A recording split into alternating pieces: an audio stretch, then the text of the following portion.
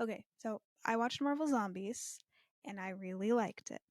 But it did get me thinking about all the other spooky MCU projects that could happen now that Marvel has been taking steps to make more mature rated projects. This kicked off with Deadpool and Wolverine, obviously, and then came Daredevil Born Again, and more recently Marvel Zombies. Kevin Feige did say before Moon Knight came out that that show would be a darker Marvel project than what we've seen before, which is what I believe to have been like a testing the waters moment to see how audiences reacted to a darker tonal shift that we've seen overall for the MCU. But honestly, saying that did just kind of trick audiences into thinking Moon Knight was going to be more brutal than it was. I'm not complaining. I loved Moon Knight, but I do see that that was like the main grievance that people had. With that being said, Marvel Comics has many mature or scary series and characters. And with Halloween season here, or maybe just past, depending on when I get this done, it got me thinking about all the fun projects that could come from it. I miss holiday specials. Okay, it's kind of a lost art. We got it kind of with WandaVision. There was the Halloween Spooktacular episode, but it did not come out around Halloween time, so I can't count that. Werewolf by Night, I think I can count because it was special and it did come out around spooky time. And obviously, Guardians of the Galaxy has their holiday special. But it is kind of a lost art overall in media, I feel like. So I've taken it upon myself to put together a list of pitches. They're not really like standard in depth pitches, but I'm just calling it pitches for video purposes. Notes before we get started that I'm only going to be taking series or characters from the comics and pitching projects as either animated limited series, live action limited series, or live action specials. I will not be pitching anything as a feature film. So before anyone goes, well, this would actually work better as a feature film. Probably, yeah. But because watching Marvel Zombies and rewatching Werewolf by Night got me in the mood to make this video, we're only going to go with the categories aforementioned. I'm not going to be spoiling anything that would be like detrimental to your reading experience. Now, if you were to type into Google Rex for scary Marvel comics, and then you tack Reddit on the end, as one does, the very first thing that you'll see people recommending is Immortal Hulk. For good reason. It's awesome. This is a 50 issue series written by Al Ewing in 2018, obviously about the Stan Lee and Jack Kirby created character, the Hulk. This series takes place in Universe 616 post Civil War. Duh. So it's technically canon to an important character's main arc, but I'm going to pitch it as, just a Marvel animation separate to the MCU limited animated series.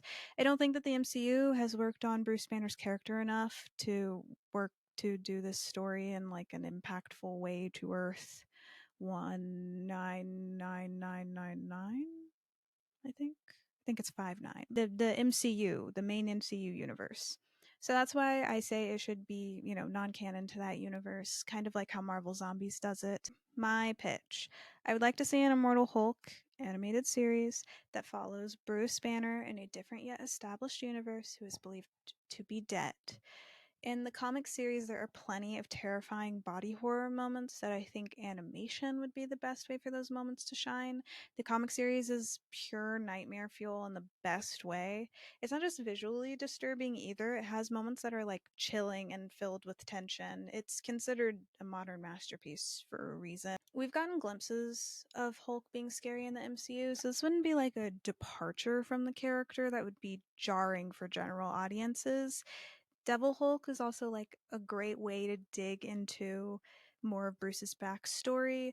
And it's mentioned multiple times that Devil Hulk is a personality that kind of takes on as a protective figure, a figure that Bruce has always craved. Plus, Brian Banner, Bruce's father, plays a key role in the series. It would be really nice to dig further into why Bruce is the way he is, the way that Bruce is coping or trying to cope with not only having the Hulk, but also his extremely traumatic childhood, while also having some really cool, horrifying scenes. I really just want the MCU to give Bruce and the Hulk their flowers. Now that I talk about it out loud, it is really a lot like Moon Knight.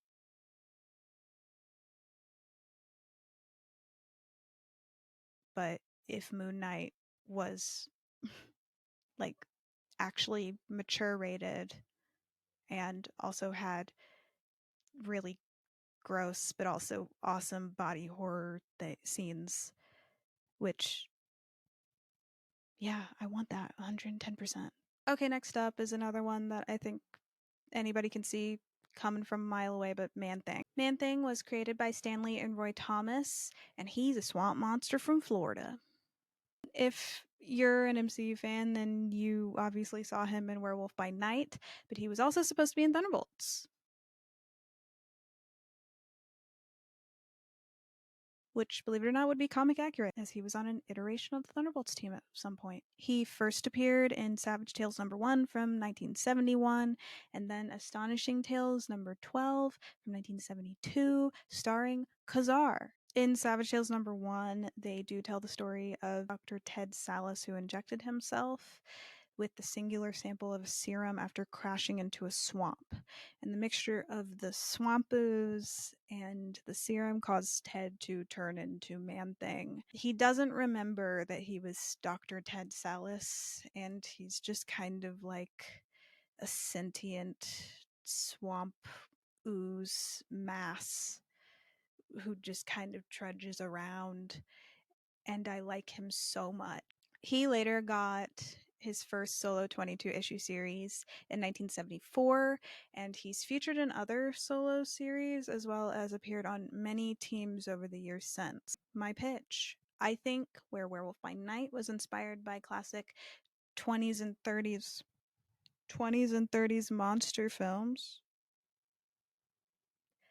That just looked like I was pointing at my boobs. I'm Frankenstein and Bride of Frankenstein are on my shirt. I think that a Man Thing live action special can be inspired by 50s and 60s horror B movies, a la Creature from the Black Lagoon, Attack of the 50-Foot Woman, and The Blob. I think that that would be really cool and also very fun. I'd even take like an original story with fun Easter eggs from various comics, like a Howard the Duck Easter egg or like a cameo from Jennifer Kale, of course, who is played by Sashir Zamata previously in Agatha All Along. I'm very excited to have her sticking around. I think that this is one that can be like a true Halloween special and not just like a spooky special that comes out around Halloween time. Man Thing is also much more like campy horror than intense or serious horror, but I don't see why campy horror also can't be mature. So I'm pitching it that way, especially with Man Thing's ability to like secrete like a burning acidic ooze when he senses fear. I also think that many terrifying such gory scenes can come from his ability to control plant life in his swamp. Think of like a more bloody version of what Groot is doing from this scene in Infinity War. Even if it isn't something like this, I really do hope that the MCU actually utilizes Man Thing for future projects. I just want to see my boy more often. Okay, next up is the Helstrom Siblings. And yes, I know that there's a Hulu series that exists, but this is different. I'm pitching something very different. I think that once Blade and Ghost Rider are officially introduced to the MCU, the most likely thing they'll do is Midnight Suns. But if you ask me, two people they should introduce and eventually have as reoccurring characters for future Midnight Suns projects is Damon and Satana Hellstrom. This idea is formed out of just sheer selfishness on my part. I'm not sure many other people out there would want a dedicated project surrounding either of them, but I do. And I added it to the list because it's my list. Stanley wanted a series starring Satan, but editor Roy Thomas conceived this idea of a series surrounding the son of Satan instead. He, along with Gary Friedrich and Herb Trimp? I go back and forth on how to pronounce his last name. Okay, everybody's on the edge of their seats to figure out how to pronounce Herb's last name. Trimp. Trimp. Okay, Trimp. So thank you for bearing with me, 3 people watching this. So Roy Thomas conceived the idea of Damon, the son of Satan, along with Gary Friedrich and Herb Trimp. He first appeared in Ghost Rider Volume 2 from 1973, and then he got his own spotlight called Son of Satan in 1975. He was a team member of the Defenders before receiving his own series again in 1993 called Hellstrom, Prince of Lies. Satana Hellstrom was created by Roy Thomas and John Romita. She first appeared in Vampire Tales 2 from 1973. Fun fact, this and Savage Tales, which I mentioned earlier in the Man Thing pitch, were some of Marvel's attempts at the magazine game, which Stan Lee was like super interested in as a way to like push the boundaries of the comic medium, while also trying to like get a workaround for the restrictions that the Comics Code Authority brought. And early attempts at the magazines were canceled after 1 or 2 issues, because Marvel had a publisher named Martin Goodman, and he was like super against the company producing comics through the magazine medium. But when he left, they were able to like explore it more freely, but it just like never caught on in the US. I could talk about the 1970s like magazine era forever. But back to Satana. She appeared in like a smattering of comics post magazine era until after she died in Marvel Team Up number 81, and then returned in 1994 in, I think, issue number 20 of Prince of Lies, which is her brother's series. These 2 are awesome, and I love them, and I will never stop talking about them. My pitch. I want a live action special, and I want it to be MCU special. Like, I want it to be in the MCU universe continuity 19999. This is just me going off the rails and talking about my hopes and dreams, but I do think that like a 3-part special would be cool. And like the first part, they introduce Damon. Well, no, let's take it back. What if they introduce Damon through either Ghost Rider or Midnight Suns? And then we get like a part 1 of a spooky special that centers around Damon being a demonologist and like trying to live his normal life in society. But maybe something happens where he has to end up having to find his sister, and then that, and then part 1 ends, and then part 2 starts with Satana, and we're just seeing her life, and we are seeing that she embraces her demon side more than Damon, and then she is like banished from hell to earth, so then she is like living off the grid until Damon finds her, and then they have to defeat whoever the villain could be in part 3. Yeah, who's with me? Damon and Satana stands rise, all 5 of us. I think it would be like a fun, odd couple story because they both have different values and lifestyles. Um, and then I also really love a wholesome sibling vibe, but like both of the siblings are badasses. That gets me every time. Also, since they are part demon, it just makes sense that there would be some very scary supernatural moments thrown in there. Also, very mature supernatural moments thrown in there. Those 2 already have like a really great built-in storyline with themes of nature versus nurture, or like outrunning a destiny that a parent has thrust upon you. Mephisto could be an awesome cameo, or even if they want to save Damon Satana's father as a future villain, they could have Mephisto be a great villain for like this special. Please, MCU, please bring them to the screen. And don't just throw them in. Like, make them like good, like do them justice, please. The Darkhold Saga. Okay, if Marvel ever wants to like redo a non-canonical, yeah, sure. Just saying words that don't exist. If Marvel ever wanted to redo a non-canonical anthology series, then I think this would be the way to go. The Darkhold Saga came out in 2021. The first and the last comic in the series, Alpha and Omega, share a cohesive narrative, and everything else is technically an anthology. TLDR, characters like Wasp, Spider-Man, and Iron Man have to read a small portion of the Darkhold and stuff goes wrong. Just go read the miniseries if you want actual narrative details. It's like if What If and Marvel Ruins were mashed together, for those who know. I don't love this miniseries, but I do love the concept. My pitch. Have you ever seen the Five Short Graybles episode of Adventure Time? I think that it would be really fun if Marvel did that, but either had like Darkhold influenced Wanda or like Darkhold influenced Agatha, telling the short stories of what happened to heroes after reading from the Darkhold.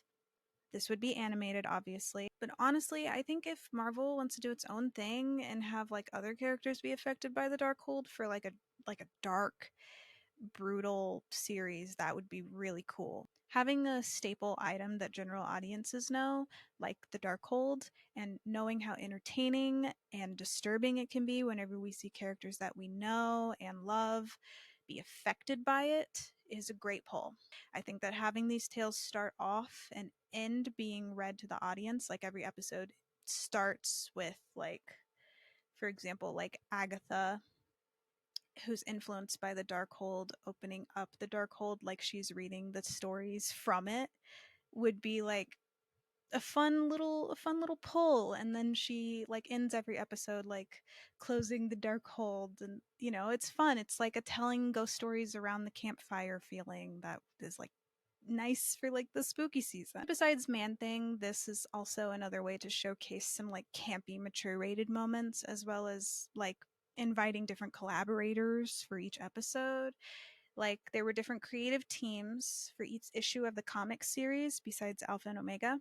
So maybe like a different director and different animation style and like tone for each episode. Like the Spider-Man episode is like wildly different visually than the Blade episode. I know that's expensive, but it's in the name of cool storytelling, okay? Some of the fatigue with the MCU comes from introducing characters or projects that will lead nowhere.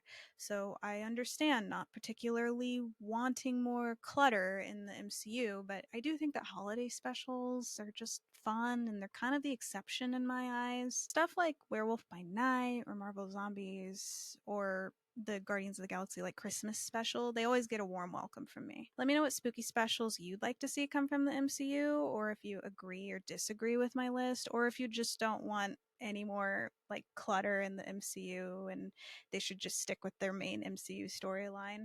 I don't know, as long as it's respectful, I really want to know. Also, I made a list down in the description of the comics that I mentioned, so please go check them out. Otherwise, please take care of yourselves. Bye bye.